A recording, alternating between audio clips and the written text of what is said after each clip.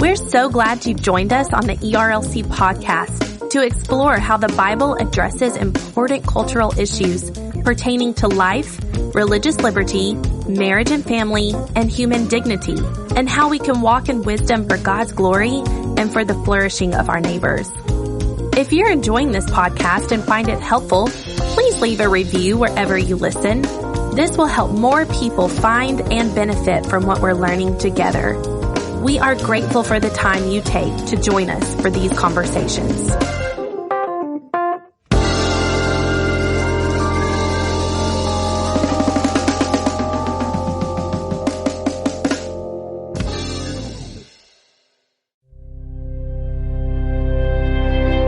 Scott Klusendorf has a passion for defending the cause of life in the public square and helping others to do the same. At Evangelicals for Life, he gave a talk that laid out pro-life arguments from sheer reason that also line up with Scripture. We hope this talk equips you to persuade others that all of life is valuable. I'm known as an apologist, and I should tell you what that is. An apologist is not someone who runs around and says he's sorry all the time. That's what husbands do. Listen to the ladies self-righteously laughing. We'll deal with you in a moment. An apologist is someone who makes a case for what he or she believes, and I am going to contend in my talk today, men and women, that we are all apologists now. The days of believing we can leave the defense of human life and dignity to a small group of professionals who do all the heavy lifting for us are over. All of us have got to do our duty and be prepared to make a case for life. And I'm going to make it simple for you today. You don't have to have a PhD. You don't have to have a graduate degree. You do not have to have even a high school degree to do what we're going to talk about in the next 15 minutes.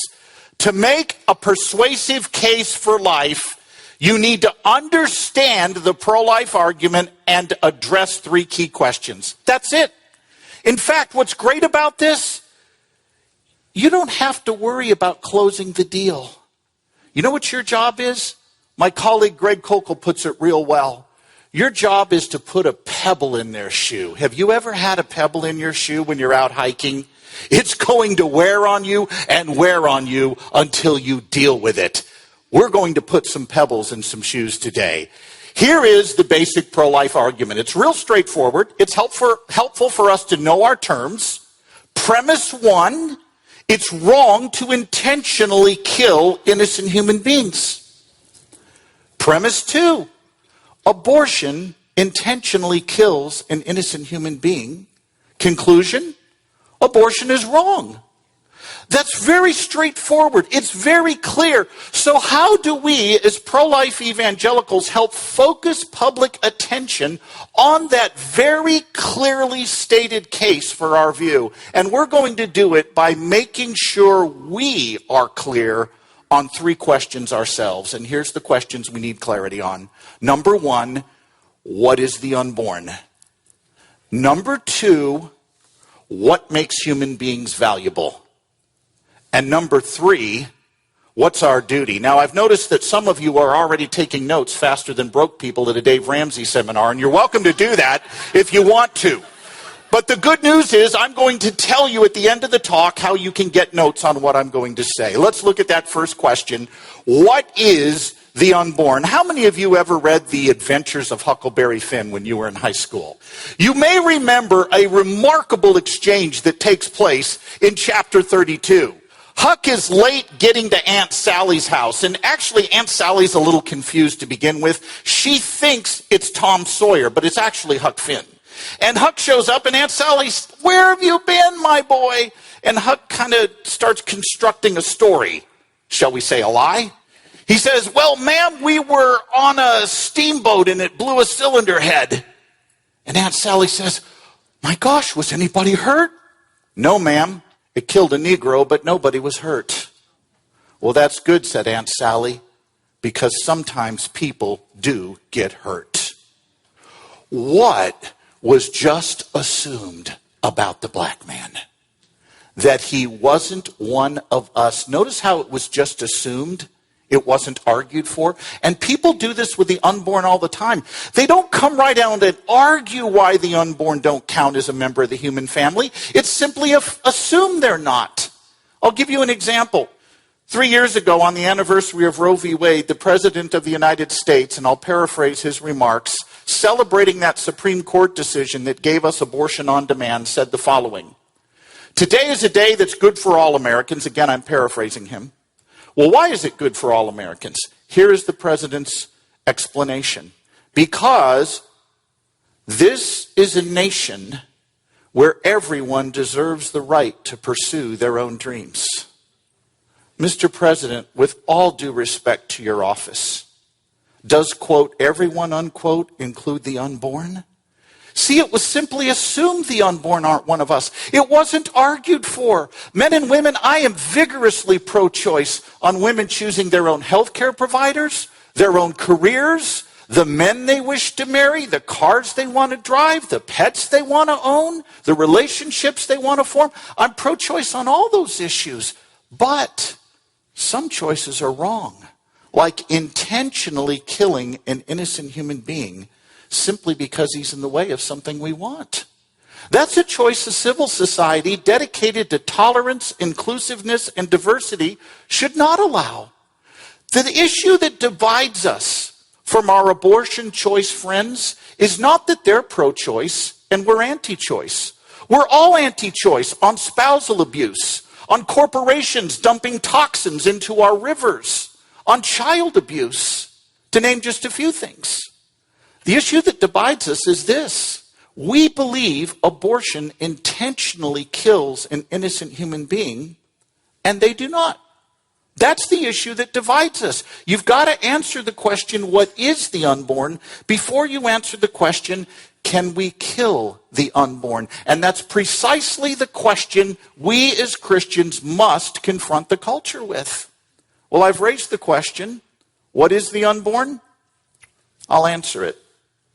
From the earliest stages of development, you were a distinct, living, and whole human being. I want you to hold your hand up like this right now, and I want you to begin plucking skin cells off the back of your hand. If your neighbor is not doing this, grab some skin cells off the back of his neck. Congratulations, you just sent a couple of hundred somatic cells hurling to their deaths on the lap in front of you. And every one of these cells contains your entire DNA encoding. Did you just commit mass homicide? No.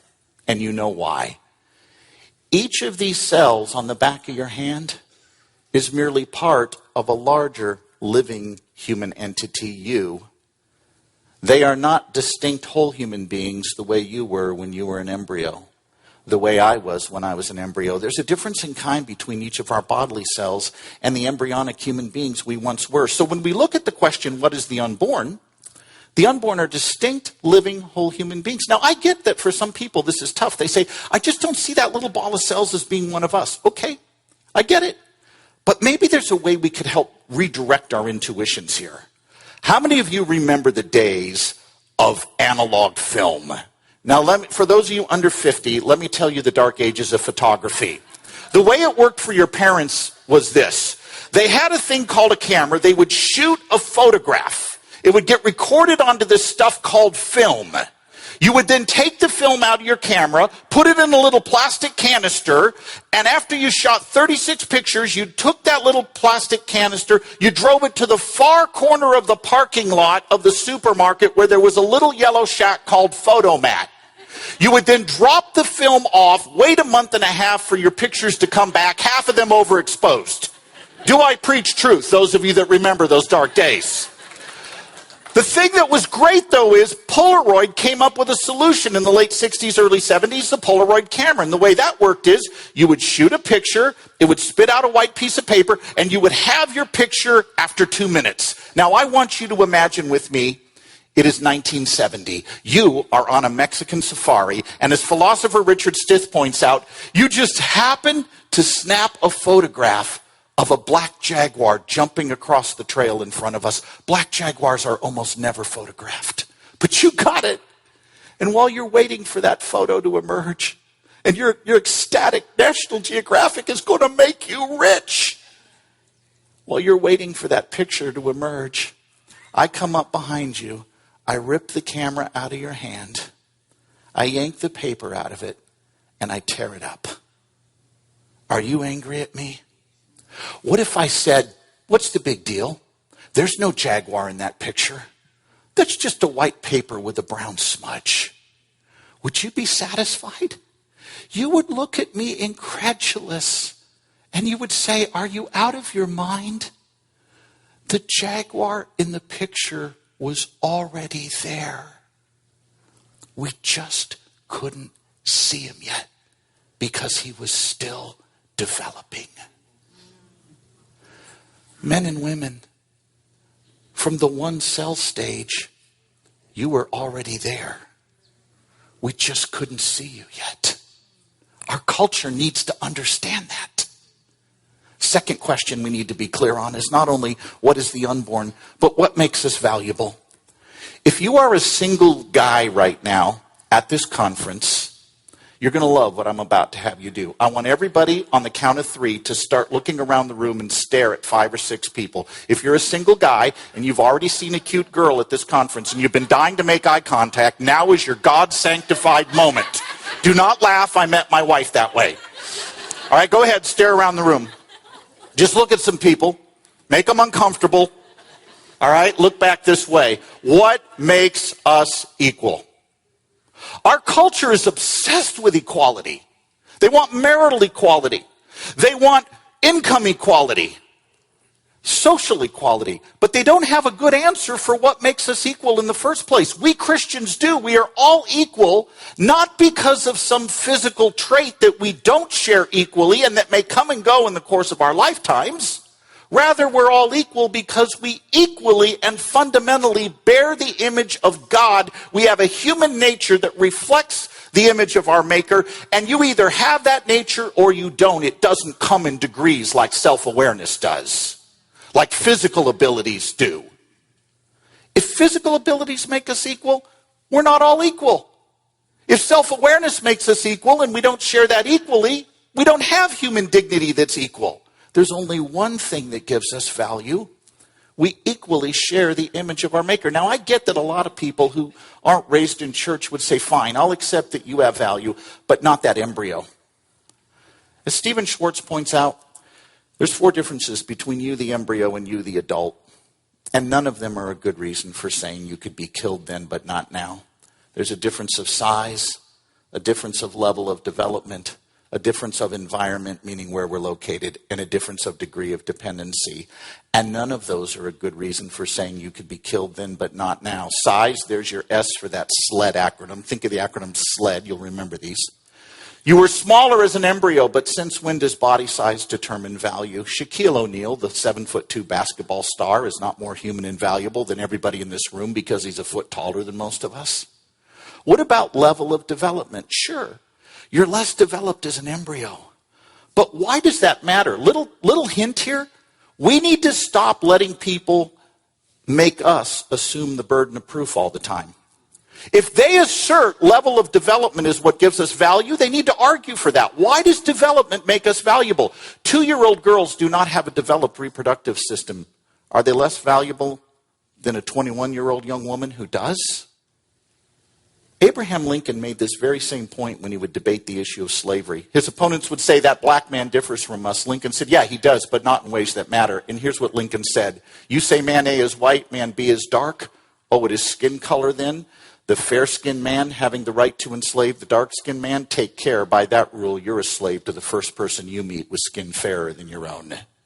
You say it is not skin color, it's a matter of intellect. The white man, you allege, has superior intellect to the dark man. Take care yet again. By that rule, you're a slave to the first person you meet with an intellect superior to yours. You say it is not skin color, it is not interest, it's a matter, or it is not skin color, it's not intellect, it's a matter of interest. The white man, you allege, has it in his interest to enslave the dark man. Take care yet again. By that rule, you are a slave to the first person you meet who can make it his interest to enslave you. Do you see what Lincoln was doing here? Size, level of development, environment. Where you are does not determine what you are. If you flew here from New Jersey, you didn't stop being you. If that's true, if a journey of 700 miles from Chicago doesn't change you from one thing to another, how does a journey of 7 inches down the birth canal suddenly transform you from non-human, non-valuable thing we can kill to valuable human being that we can't? And finally, degree of dependency. How does it follow that because you depend on another human being, you can be killed?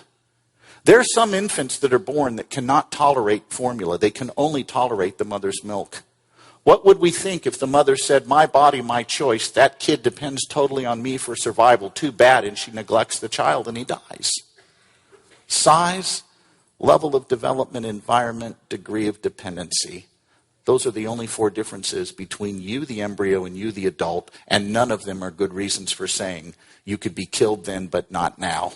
What is our duty? Our duty is to step up and engage, and I'm going to tell you how to do it. I want you to think, in closing, to Thanksgiving next year. This year, rather. Aunt Betty is visiting you. She's not a Christian. She does not hold your worldview. And she certainly does not get why you're pro-life. And between bites of turkey and stuffing, she looks at you and says, now tell me again why you're pro-life.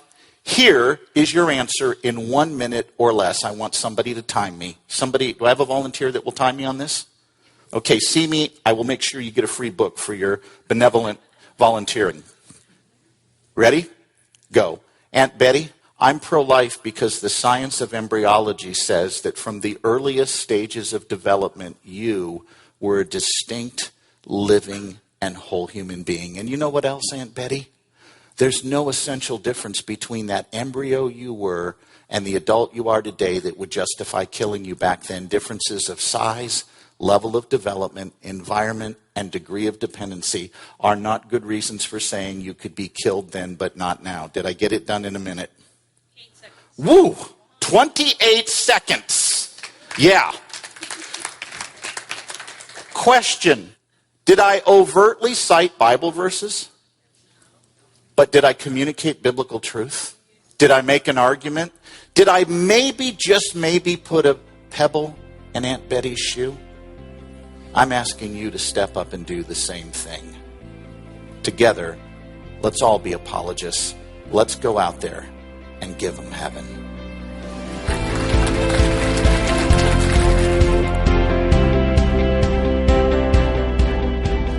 Thanks for listening to the ERLC podcast. For more information, visit ERLC.com. And be sure to tune in next week to hear about the connection between the pro-life movement and racial reconciliation.